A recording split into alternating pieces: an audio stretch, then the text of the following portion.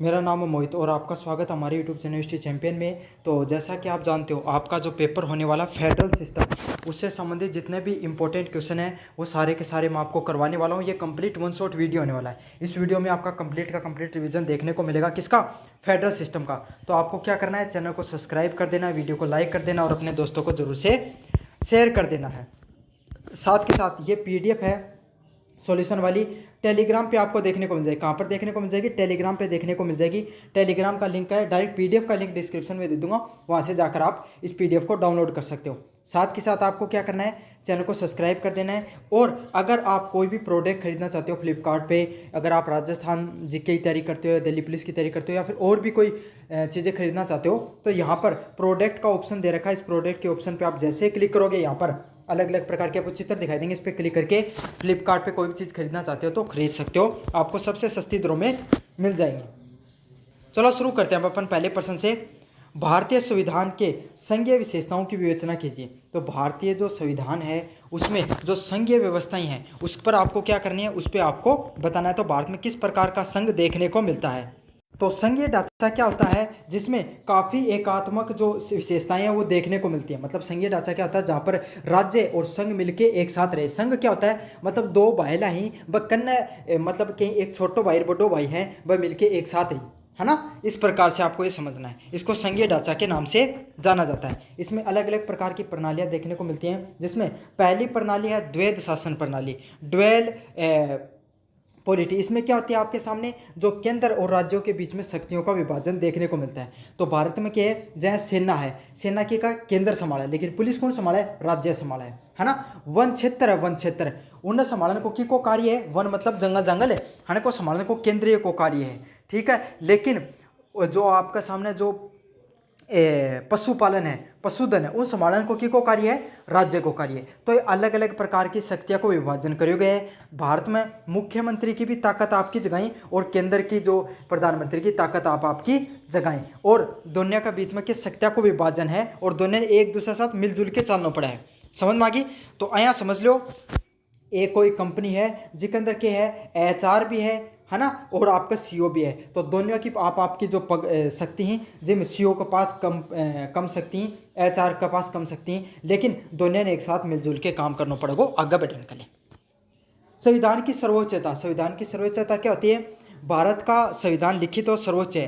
तो भारत में सबसे बड़ी चीज़ किन मानी जाए? भारत का संविधान नहीं मानी जाए। दूसरी बात क्या है, ये लिखेड़ो भी है, हाथ से लिखित भी है, और सबसे ज़्यादा मतलब इन सबसे सर्वोच्च रूप से भी माने जाए, यही भारतीय संघीय ढांचा, जो भारत को जो संघ को ढांचा है, इनमें इको ही सबसे ज़्यादा योगदान है। अगला क्या है, शक्ति का विभाजन करना। तो संविधान की जो 7वीं अनुसूची है इक अंदर, तो अगला क्या है, शक्तियों का विभाजन। तो भारतीय की जो 7वीं अनुसूची है, इसमें क्या है, केंद्र, राज्य और सीमावर्ती सूची दी गई है। जिसमें क्या है, केंद्र सूची में सिर्फ केंद्र फैसले ले सकता है, राज्य सूची में राज्य फैसले ले सकता है, लेकिन सीमावर्ती में क्या है, आपके सामने केंद्र और राज्य दोनों मिलकर फैसला ले सकते हैं। जैसे शिक्षा है, उस पर केंद्र भी फैसला लेता है और राज्य भी फैसला लेता है। किस में आता है? आपको सीमावर्ती सूची में देखने को मिलता है। अगला क्या है, लिखित संविधान। तो भारत का संविधान है वो सबसे बड़ा लिखा हुआ संविधान है। यही भारतीय जो संघ के ढांचे की सबसे बड़ी खूबसूरती है कि भारत का संविधान सबसे बड़ा लिखा हुआ संविधान है। अगला क्या है, न्यायिक समीक्षा करना। तो सर्वोच्च न्यायालय वो भारत के संविधान की व्याख्या करता है और उसकी न्यायिक समीक्षा करता है। न्यायिक समीक्षा क्या है, कोई भी न्यायिक समीक्षा दो प्रकार की है। मान लिया संसद के द्वारा कोई कानून बना दिया गया, कानून तो बन गो, लेकिन जनता ने पसंद को नहीं, तो क्या करो, हाई कोर्ट या सुप्रीम कोर्ट में वो जो मुद्दों है वो जागो, और फिर उसकी पाप वो संसद के कर्ज का, जो सुप्रीम कोर्ट के कर्ज का है उनके तो रद्द कर्ज का है या फिर सही मांस का है। दूसरी चीज़ क्या है, सुप्रीम कोर्ट के द्वारा पहले अगर कोई ऑर्डर दिया है तो ऊपर क्या कर जा सका, फिर सब की जांच कर सका है। अगर उन लगे कि वर्तमान समय में अभी बदलाव की जरूरत है तो वो खुद का फैसला ने भी बदल सका है। इनके कर जाए न्यायिक समीक्षा का नाम से जाने जाए दादो। पहले तो यह कह दियो कि 8 बजे तक कोई बात को नहीं, गाँव में कोई काम हो जाए 8 बजे तक बाहर न चले जाया करो, है ना। और घर आया था डंडा मारे टांगा पे, बोले कटे गया है, बस वही बात है। तो क्या बोले, न्यायिक समीक्षा, आपके अपने फैसलों की, खुद की फैसलों की समीक्षा कर सकता है। द्विसदनीय विधायिका, सदन में राज्यसभा राज्यों का प्रतिनिधित्व करती है। तो संसद में क्या है, राज्यसभा के है जो जितना भी राज्य में उनको प्रतिनिधित्व करे, मतलब जो राज्य का जितना भी लोग हैं वह सारा अप्रत्यक्ष रूप से चुन के कटे जाए आपके सामने राज्यसभा में जाए। जनका के जो थारा एमएलए चुनो ना विधायक, तो विधायक ये करेंगे जितना भी विधायक ही वह उठूँ जहाँ पर राजस्थान में 25 सीट है, तो मैं शायद 5 विधानसभा राज्यसभा की सीट है, जिन 5 उन्होंने चुन के आप राज्यसभा लोगों में भेजा है। अगले वाला पॉइंट है भारतीय संविधान की एकात्मक विशेषताओं पर चर्चा कीजिए। तो भारतीय जो संविधान है उसकी जो एकात्मक जो परिभाषा जो विशेषता है उस पर आपको टिप्पणी करनी है। तो अगला पॉइंट है भारतीय संविधान की जो एकात्मक विशेषताएं क्या है कि भारतीय संविधान में जो एक को देखने मिला, हमारे जो संविधान है उसमें सबसे ज़्यादा एकता देखने को मिलती है। आज तक हम विभाजित नहीं हुए, वो क्यों नहीं हुए, क्यों एकात्मक सिद्धांत है उसके बारे में अपन पढ़ेंगे। तो भारत आपको पता है एक बहुत ही बड़ा देश है, अलग अलग विविधताएं देखने को मिलती है इस देश में। तो राष्ट्रीय एकता बनाने के लिए भारतीय संविधान में क्या है, एकात्मक तत्व दिया गया। एकात्मक तत्व के दिए गए यहाँ का पॉइंट जोड़ा गया, जिससे क्यों कि जो भारतीय लोग ही भाई एक जगह ही कोई टूट के दूसरे देश में न चला जा। तो इसमें क्या प्रमुख मजबूत केंद्र, तो भारत में क्या केंद्र है वो मजबूत देखने मिला। केंद्र मजबूत क्या है ना, केंद्र का पास के की शक्ति ज़्यादा है, जो केंद्रीय शक्ति है जो अनुसूची 7 में जो केंद्रीय सूची है उसके अंदर ज़्यादा पावर दिया गया ही, राज्य के अंदर थोड़ा कम पावर है। मतलब इनडायरेक्ट यहाँ समझ लो केंद्र दादो है और जो राज्य यहीं पर के ही थारो पिताजी हैं। तो दादो थार 3 भाई तेरा थार दादा का है, तीनों आपस में लड़ाई करने लगा, दादो तीनों ने बैठ के समझा दिया ज़्यादा उछल कूद मत करो, है ना, घरों बाहर ने काट दूंगा। तो वो सिस्टम है ना। दादो है, केंद्र के दादो है और राज्य को नहीं तारा पिताजी हो रही है। तो करना कंट्रोल करने को का काम है, केंद्र को काम है राज्य ने।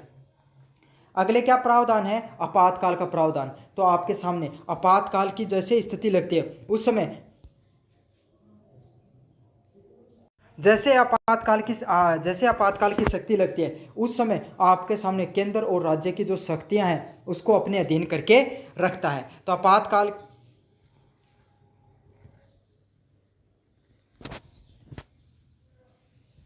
आपको पता भाई, चाहे केंद्रीय आपातकाल लग जाओ चाहे राज्य के अंदर अगर तंत्र विफल हो रहा है तो क्या कर सकता है, केंद्र है वो राष्ट्रपति शासन लगाकर अपने अधीन कर लेता है सारी शक्तियां।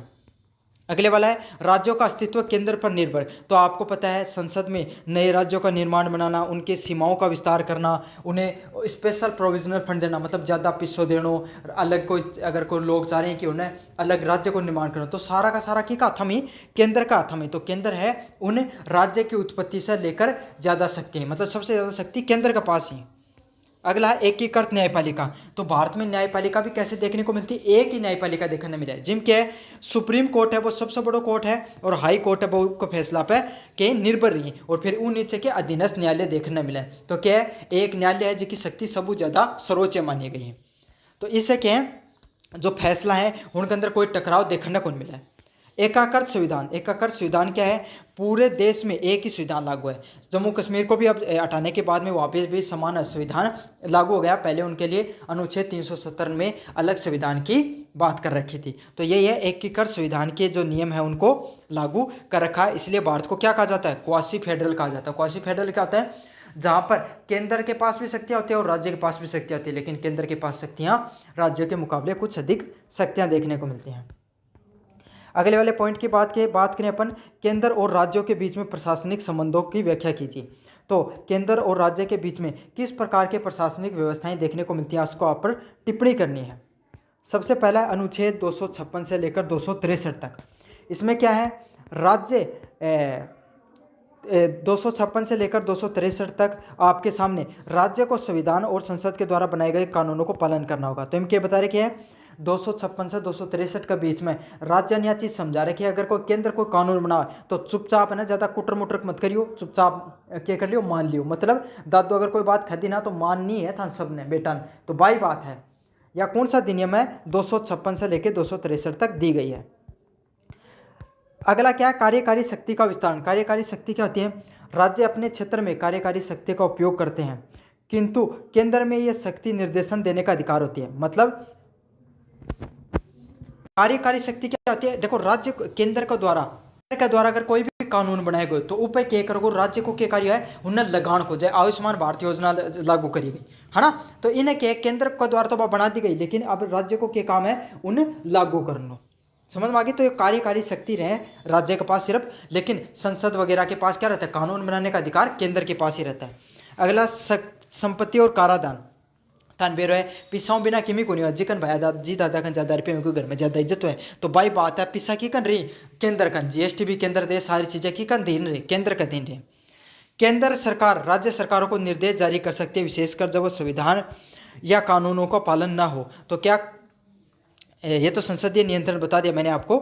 केंद्र संपत्ति और कर धन क्या होगा केंद्र और राज्य के बीच में दोनों के बीच में संपत्ति और कर संग्रहण के में समन्वय होता है। मतलब जो आपको पता है जीएसटी वो केंद्र सरकार लेती है और फिर वो राज्य को जितनी उनकी जीएसटी जितने उनके राज्य से जीएसटी गई है उसको उनको भेज देती है। तो यही होता है। और भी अधिक अगर कोई एक्स्ट्रा कोई परियोजनाओं के लिए कोई पैसा देना होता तो वो कौन देता है केंद्र ही देता है। तो इससे क्या होता है पैसे पर भी काफ़ी हद तक केंद्र है वो केंद्र पर निर्भर रहना पड़ता है राज्य को।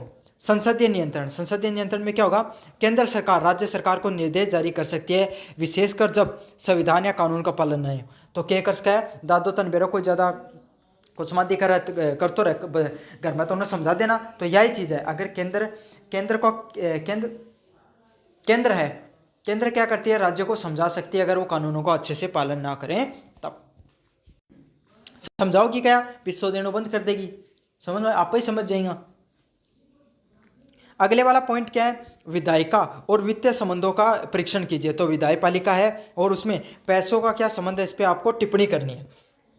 तो आपको पता है संविधान की जो सातवीं सूची है उसमें विधायिक संबंधों को निर्धारण है। तो उसमें विधान जो संविधान उसकी 7वीं अनुसूची में अलग अलग प्रकार के जो विधायपालिका से संबंधों को बताया गया है जिसमें पहला कौन सा है विधायिका संबंध। तो विधायिका से संबंध कौन से देखने को मिलते हैं संघ सूची है उसमें क्या है 97 विषय हैं और उसमें केवल संसदीय कानून बना सकती है।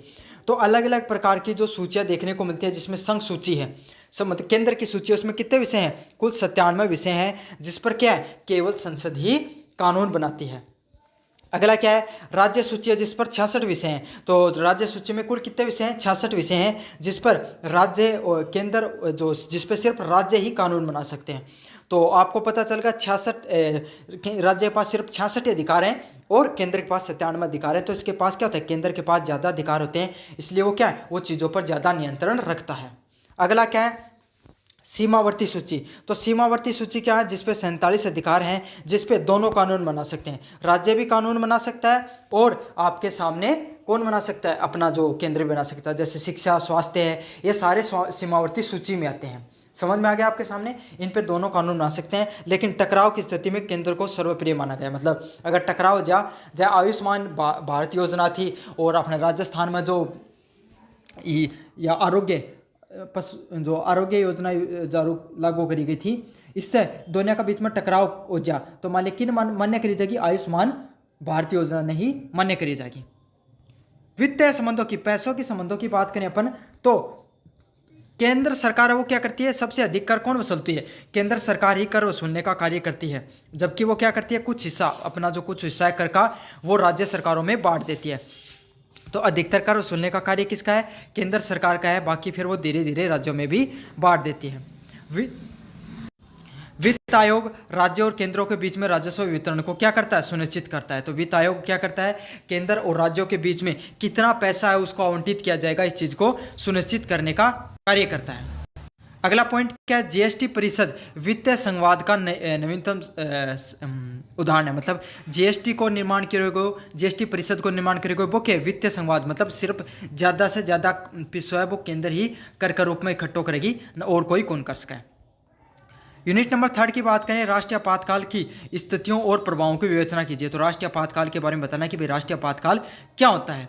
तो आपको पता है अनुच्छेद नंबर 352 में भारत में राष्ट्रीय आपातकाल है उसके बारे में व्याख्या की गई है। अच्छा व्याख्या कब किया जा सकता है पहले इसकी व्याख्या अलग थी लेकिन उसको बदल दिया गया। इंदिरा गांधी सरकार ने क्या कर दिया था भारत में राष्ट्रीय आपातकाल लगा दिया था। उसके बाद में आपातकाल है उसकी परिभाषा को बदला गया था। उसमें क्या था किसी भी प्रकार के आंतरिक विद्रोह पर भी क्या कर सकते थे उसमें आपातकाल लगाया जाता था। तो इस चीज़ का फायदा उठाकर उन्होंने आपातकाल लगा लिया। लेकिन अब क्या दिखाया अब दिखाया बाहरी आक्रमण कि विदेशी रूप से आक्रमण होना चाहिए। आंतरिक विद्रोह क्या किया जा सकता है आंतरिक विद्रोह को भी होना अगर हो या फिर सशस्त्र विद्रोह मतलब कोई सेना है वो क्या कर दे जो संसद है उस पर नियंत्रण हासिल कर ले उस समय हम राष्ट्रीय आपातकाल की घोषणा कर सकते हैं। इसके क्या क्या प्रभाव होते हैं आपको पता राष्ट्रीय आपातकाल के संसद है उसकी जो जो संसद है उसका कार्यकाल को 1 साल तक और बढ़ाया जा सकता है, और हर 6 महीने में उसके जो आपातकाल का जो कानून होता है उसको बार बार रिन्यू करना रहता है। प्रभाव की बात करें तो इससे क्या हो जाता है, केंद्र के पास शक्तियाँ और ज़्यादा बढ़ जाती हैं, है ना। केंद्र ही सर्वोपरि हो जाता है, सारी शक्तियाँ केंद्र के हाथों में आ जाती हैं। अगले वाला पॉइंट क्या है, राज्य विधानसभाओं की शक्तियाँ संसद को मिल जाती हैं। तो सारे राज्य होते हैं उस पर भी कौन नियंत्रण करने लग जाता है आपके सामने, सारे राज्यों पर भी आपके सामने संसद वही नियंत्रण करने लग जाता है। मौलिक अधिकारों को निलंबित कर दिया जाता है, जो भारत में जितने सिर्फ 19 और 21 को छोड़कर बाकी सारे के सारे 20 और 21 को छोड़ के बाकी सारे के सारे आपके सामने जितने भी जो मौलिक अधिकार है उसको निलंबन कर दिया जाता है। कार्यपालिका और विधायपालिका पर केंद्र का नियंत्रण बढ़ जाता है। तो आपके सामने कार्यपालिका कौन, जितने भी जो डीएम सीएम जो डीएम हैं, जो जितने सरकारी कर्मचारी, उस पर किसका अधिकार देखने को मिल जाएगा, केंद्र सरकार का प्रभाव और ज़्यादा देखने को मिलेगा। विधायपालिका पर केंद्र का नियंत्रण बढ़ जाता है। जो विधायपालिका होती है, जो संसद होती है, उस पर भी केंद्र जो चाहेगा वही देखने को मिलेगा। तो राष्ट्रीय आपातकाल भारत के संघीय ढांचे को अस्थायी रूप से एकात्म बना देता है। मतलब इनडायरेक्ट रूप से बोलें तो राष्ट्रीय आपातकाल है वो भारत में तानाशाही के रूप में आ जाती है, जब आपातकाल लग जाता है तब। 6 नंबर प्रश्न की बात करें, संविधान तंत्र की विफलता की स्थिति में राष्ट्रपति शासन की व्याख्या कीजिए। तो संवैधानिक तंत्र है अगर वो विफल हो जाता है तो राष्ट्रपति शासन की आपको क्या करनी है, व्याख्या करनी है। तो जब आपको पता है कोई भी राज्य होता है उसके अंदर अगर जो तंत्र है पूरा का पूरा अगर सरकार अल्पमत में आ जाती है तो उसमें क्या लग जाता है, राष्ट्रपति शासन लग जाता है। या उसके अंदर कोई विद्रोह देखने को मिल गया, सीएम पे कोई केस वगैरह हो गया तो उसमें भी राष्ट्रपति शासन को लगाया जा सकता है। तो अनुच्छेद नंबर 356 के तहत आपको पता है राष्ट्रपति शासन है उसको लगाया जाता है जब क्या होता है, राज्य सरकार पूर्ण रूप से अपने कार्यक्रमों में विफल हो जाती है।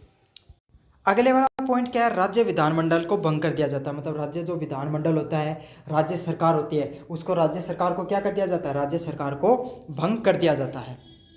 अगला क्या है, संसद राज्य के लिए कानून बनाती है। और संसद क्या करती है, अब राज्य है वो किसके हाथों में आ जाता है, संसद के हाथों में आ जाता है। अब संसद ही वो चाहती है वैसे ही कानून बनेंगे, वो चाहेगी तभी राष्ट्रपति, भाई राष्ट्रपति किसके सारे काम करता है, राष्ट्रपति काम करता है प्रधानमंत्री के सारे, तो राष्ट्रपति शासन लग जाता है। तो राष्ट्रपति जो कानून बनाएगा, राज्यपाल शासन लग जाता है।